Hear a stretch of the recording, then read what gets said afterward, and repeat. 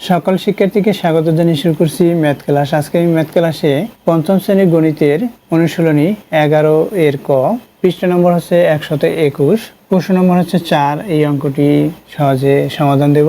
তাহলে দেখো, এখানে দেওয়া আছে নম্বর 4-এ লতিফ বাজারে গিয়ে 3.5 কেজি চাল, 8 হেক্টর অর্থাৎ হেক্টোগ্রাম সবজি, 8 হেক্টোগ্রাম সবজি এবং 2400 গ্রাম মাংস কিনলেন। তিনি মোট কত কেজি বাজার করলেন?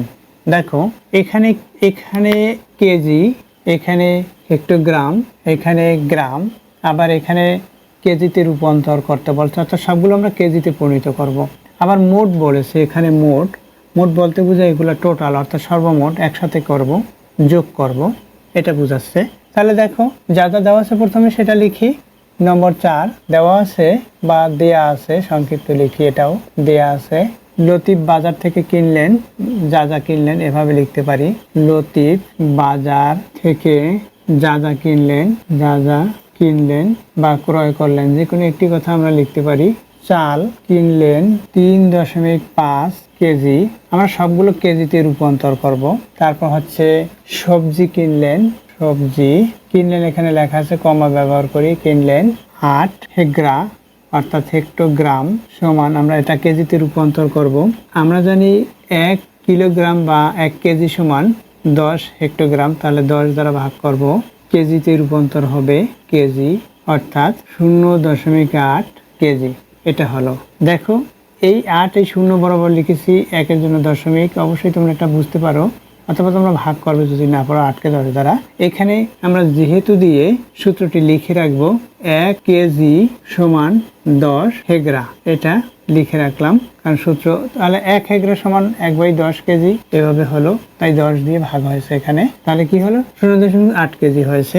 এবং আর কি ক্রয় করেছে দেখো, লিখি। এবং সবজি ক্রয় করার পরে মাংস কিনলেন কত, এখানে 2400 গ্রাম, এটাকে আমরা আবার কেজিতে রূপান্তর করব গ্রাম থেকে, অর্থাৎ আমরা জানি 1 কেজি সমান 1000 গ্রাম, সুতরাং গ্রামে পরিণত করতে হলে অবশ্যই 1000 দিয়ে এটাকে ভাগ করতে হবে।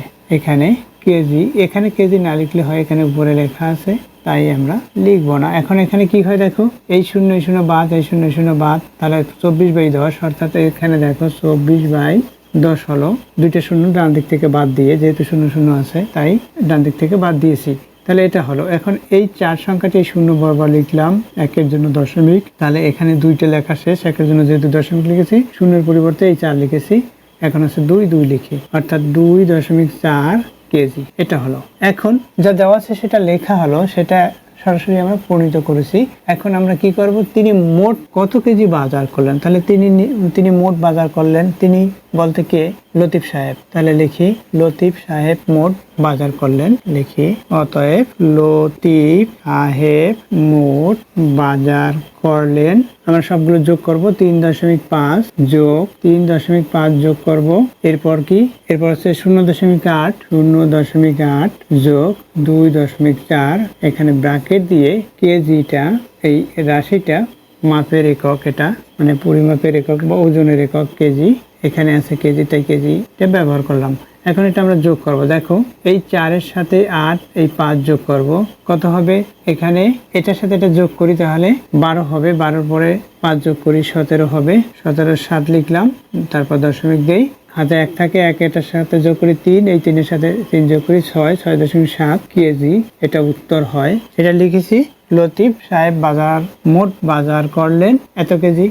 তিনি মোট কত কেজি বাজার করলেন সেটা আমরা লিখলাম। তাহলে উত্তর লিখে দেই, উত্তর 6.7 কেজি, এটা হচ্ছে উত্তর।